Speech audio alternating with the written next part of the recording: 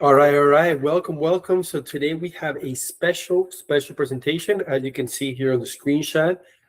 If you want to learn exactly how to get these kind of checks, we're going to be breaking down this deal, how we found the deal, how we underwrote the deal, and how we were able to get this deal to the finish line. As you can see here, we're posting the check here, so you guys can see this is a real deal that was completed, and this is a check that came from the lawyers. So $56,000 wholesale fee. So again, if you want to learn exactly how we found this, exactly how you can find deals like this, and how you can do this successfully here in Canada, stick to the very end. It's going to get really good. All right, guys. So let's get right into it. So if you guys are new to the page, my name is Jefferson Ortiz, alongside my partner, John Ortiz. We run a wholesale business all the way here in Hamilton. We do business all over Canada, and we've also built a portfolio of rental properties of about 330 multifamily units. Our goal now is to help the next generation and help you accomplish your goals. There's plenty of opportunity when it comes to wholesale real estate. Today specifically, we're going to be talking about how much should you offer a seller. So all the other videos, we've shown you how this business works, how, breaking it all down. But now we're going to be talking about how do I actually know how much to offer a seller when I'm wholesaling real estate in Canada. So we're going to be breaking out a deal. We're going to be showing you case by case how we came up with the offer, why it makes sense for the seller, why it makes sense for the buyer, and how you can start underwriting deals in very, very fast time. Okay, let's get right into it. So before we get there, the first thing we want to cover is what are the biggest mistakes that most new wholesalers or investors make when making an offer to a seller. So many times either you offer way too much money, and so you're stuck with a property where there's no margins, the numbers just don't make quite sense. That's usually mistake number one. Second mistake that we notice, and this happened to us when we started out, is it takes you too long to figure out how much to make an offer. So seller says, hey, I want this, or seller says, this is my property, and it takes you 2, 3, 4 weeks. If that is a motivated seller, that lead will be gone in a matter of a week. So it's very important that you're very efficient and that you're able to make offers relatively fast. That's going to be speed to lead, and speed to contract is huge in this business. So that's mistake number 2. Mistake number 3, never even make any offers. Like never even went back to the seller to renegotiate or made an offer. You just basically got cold feet because you found a seller, maybe you didn't really quite know how much to offer a seller. So then you ended up not making any offers, and that's the worst thing that can happen. The fourth one, the goal is to calculate, right? At the end of the day, some people get too caught up on the numbers and don't really know how much they should offer, or, all these other parts of it. So those are the 4 most common mistakes that we notice. Obviously, not taking action is probably one of the biggest mistakes that I see as well. Okay. Now, we're going to be breaking down a deal that we did so you guys can see exactly where our mindset was and how you should be looking at a deal when you're looking at wholesale real estate right here in Canada. Okay. So anybody can Google this address, 60 Deer Street in Welland, Ontario. Okay. So let's go back just a second here. How did this deal come? So through one of our marketing channels that we implemented, we were able to get this inbound lead, meaning the lead called us directly. Once the lead called us, we then qualify the lead, ask all the qualifying questions. Why do you want to sell? How fast do you want to sell? And got to know the seller on a deeper level. Once we got that, then we were down to the numbers, exactly where we are here. And this is the high-level details of this property, okay? So this is a motivated seller. The seller had previously rented it out to tenants. Tenants destroyed the place, so the owner was no longer wanting to be a landlord. He just wanted to be done with the property. He had bought it 15 years ago, so he had a lot of equity. And he was just in a different position in his life where he just wanted to get rid of it and move on with life. That was the reason why he was selling. Now, here's the interesting part, okay? This property right here was a legal duplex, which means there's a unit upstairs, a unit downstairs.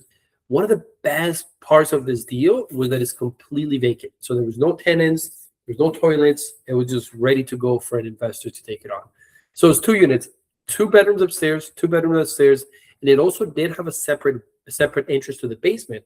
So that was a huge feature when we're looking at the deal, because if it has a separate entrance to the basement, then you can potentially add an additional unit. And that's actually what ended up happening here. So we're from 2 units to 3 units. Okay. The other thing with a duplex is that it does have additional income. So you have multiple tenants, especially if you rent out or if you fix up the basement and you rent it out, then that is going to add additional value to that particular property. Now, this particular property was an off-market property. Everything that we do and everything that we show you guys is off-market because that is the name of the game. Off-market, off-market, off-market. So this is an off-market deal. Property was never listed on the MLS. We went directly to the seller, and that's how we were able to get this property. Okay. Location, that's a big one here as well. You always want to be doing deals in a market where there's a lot of activity, right? Nothing worse than getting a property in a contract in the middle of nowhere where there's no investors, there's no contractors, there's no property managers, there's just nothing. That's one of the biggest challenges when you're getting started with real estate is choosing the right market. Welland in Ontario happens to be a major market with lots of hospitals, universities, and a lot of growth as well. Okay. Now, what we knew, here's what we knew. Seller was motivated. This was an off-market deal. It was a legal duplex with an additional to a third unit in the basement. So that was a huge add-on bonus. And it was a very good deal for an investor because it didn't need anything major like the roof, foundation. It's just all cosmetic, right? And we'll kind of break that down what that looks like. So step number one, when you're analyzing, when you're looking at wholesale and real estate deals, determining what the ARV is. What does ARV stand for? After repair value. So what that essentially means is what are properties in that same neighborhood that are fully renovated, brand new flooring, brand new kitchen, brand new countertops, brand new. That's what we want to figure out. So your step number one when you're wholesale real estate deals in Canada is determining what the ARV is, after repair value. Now, there's a few places where you can find this out, like House Sigma, Realtor.ca, or if what we recommend is to build a relationship with a realtor and ask a realtor to provide you with this, with these comparables. Now, so that's what the ARV is. What would this property be worth once it's cleaned up and market ready? Before we can calculate what we can offer the seller, we need to understand what's the end goal. How much can this property really be worth once it's all fixed up? That is called your after repair value, aka ARV. And it's the very most important thing when you're analyzing the deal, right? Because then you want to compare your property to the subject property. So initially, we determined that the ARV was going to be anywhere from about $500,000 to around $550,000 based on other properties in the area that sold. So that's what we determined. Now, once we were like later on within the transaction, we realized the ARV after repair value actually came in closer to $600,000, which is a huge difference. One of the major reasons for that was that there was an additional basement where you could not add an additional unit. So that added tremendous value to the property. Okay, so step number one. Now, the second thing, or what you see here, is the comparables. So these are some of the comparables that we pulled up, and this is how we were able to come up with what the ARV was going to be in this particular property. So you can see here all the other properties, and that's how we were able to determine. So all these other were fixed up, renovated, top to bottom. So we determined, hey, similar properties to ours, bedroom, bathroom, square footage, garage, driveway, all these other factors, all the properties that we're analyzing were very similar to the property. So we felt very confident that that was going to be our ARV, your after repair value. Now, the second thing we want to understand is repairs. What does the property actually need? And this is something that when you're starting out, you may not know right off the top, and you just want to get estimates. You just want to be rough. Obviously, in today's DNA with technology, with ChatGPT, you can always ask it roughly what would it cost to do this and that. But the way I analyze it is, as long as everything's interior, meaning it's the flooring, the kitchen, the bathroom, the trim, all that is called cosmetic. Means it doesn't take as much to renovate or fix that. But when you're dealing with the major stuff, which is obviously foundation, structural, windows, roof, HVAC, plumbing, electrical, now you're dealing with a lot more of a bigger budget. So therefore, that's going to cost a lot more. But rule of thumb, if you see a property and it's just cosmetic, one of the rules that I use to underwrite or to analyze it is I like to budget $20,000 to $25,000 per floor. So if it's a 2-story home and it's cosmetic, it should be 20 to 20. That should be $40K. If it's just interior, right? You're never going to be 100% accurate, but you want to get as close as possible. Another tip you could do is you could ask the seller, hey, how much do you think it would take to fix this? Because maybe they've got quotes in the past. But that's the second thing we want to. ARV, after repair value. Second thing we want to find out is repairs. And it doesn't have to be 100% accurate. It just has to be a rough estimate. This duplex specifically that we were looking at just needed cosmetic work. So, we took a look at what it needed. We took a look. We even brought contractors through to get a quote. And all it needed was paint, flooring, bathroom, kitchen, trim, nothing major, nothing major. I think the biggest renos for this particular property was the basement in the unit, because that you had to add an additional unit. But a lot of it was just cleaning, repairs, paint, trim. And that's kind of how we were able to determine how much repairs it needed. So we put a budget of about 50 to 60K.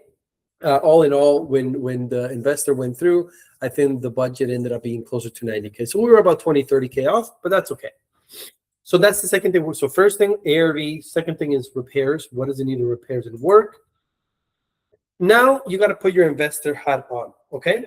So most investors are looking for this particular four things. Equity. So they want to buy a property that is below market value, which means if the property as is in the condition that is in today is worth $100,000, I want to buy it for $60,000.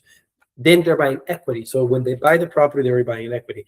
Second thing investors are typically looking for is cash flow. So whether it's an apartment building, whether it's a house, it needs to have cash flow if they're going to be cash flow investors. If they're, equity investors, that might be a different person.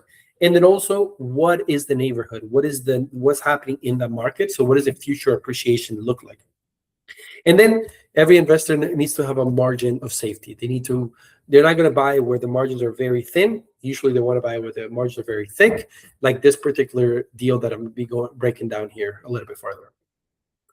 So how we calculated, how you can calculate your offer to the seller is you want to follow this exact calculation right here, which is my ARV after repair value. Like I said, fixed up, renovated. You want to take that amount. Let's say in this particular case, it was 550. Then you want to times it by 70 to 80%, because it's going to give you, that means you're buying the property 80 to 70 cents on the dollar, which means there's equity in it and you're buying it below market value. Then you want to subtract whatever your repair is. So ARV times 70%, whatever number that gives you. Then you want to subtract whatever the repairs, renovations is. So like if it's 50K, 60K, then you want to put that in there. And then you also want to subtract what your wholesale fee is, right? So if you want to make 50K, 30K, then you want to put that number there.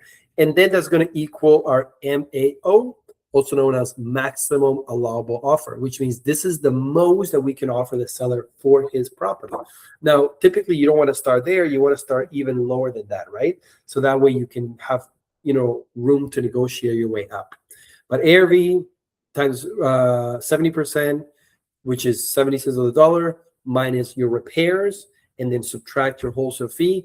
That's going to give you the number that you're able to offer the seller. That's going to have everything accounted for. So if you follow this calculation, even if you're not 100% accurate, this will get you very close to where investors are going to buy this. Now, this is particular for a BRRRR property, a single family house. It's going to be a little bit different if you're dealing with land, or if you're dealing with a multifamily building. They're going to be looking at more of what the cash flow looks like. Okay, now let's talk about what actually happened, okay? So fast track to the transaction. This is a property that we ended up wholesaling to a fix and flipper that was local.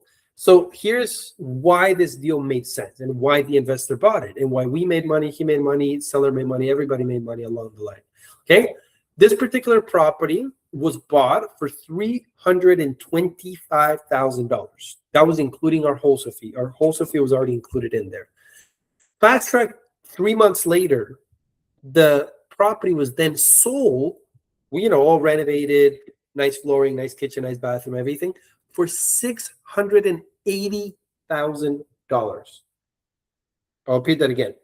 The property, including our wholesale fee and everything, was bought for $325,000, and it was sold for $680,000. That gives us over $355,000 of margin. That's huge. That's massive. That's massive. Even if you subtract lawyer fees, even if you put $100,000 in renovations, let's just put $100,000 in renovations, and let's say lawyer fees and broker fees and all that was $50,000. That particular investor would have made over $200,000 in profit for this particular deal in 3 months. And that's why this particular investor bought this property, and that's why the deal made sense. It wasn't like it was a no. We actually thought the ARV was 550, which even then you would have still made close to over 100,000. Typically, investors are trying to make between 100 to over $100,000. But in this case, it was a home run deal. So that's why it was a no-brainer for us. The seller had bought the property previously for about 130,000. So he was still walking away with money. He was just very motivated because, like I said, he had some health issues. He didn't want to be a landlord, and he was also dealing with a divorce at that time. So this is why this deal made sense, and this is the way you should be thinking about deals. Does the deal actually make sense? Does it make money? In this case, absolutely made money, made a lot of money actually. So that's why this business is so in demand, and that's why investors will always buy properties, because they can turn around and make 200,000. Now in this case, we're wholesaling, but later on, you can flip your own properties, you can raise your own money. There's a lot of things that can happen from there. So that's why this deal makes sense. Buy it for 325. Even if you put 100,000 into it, you sell it for 680. It's a no-brainer. It's a no-brainer. Now this is what we got paid on this particular property. We were paid $56,000 one time. Boom.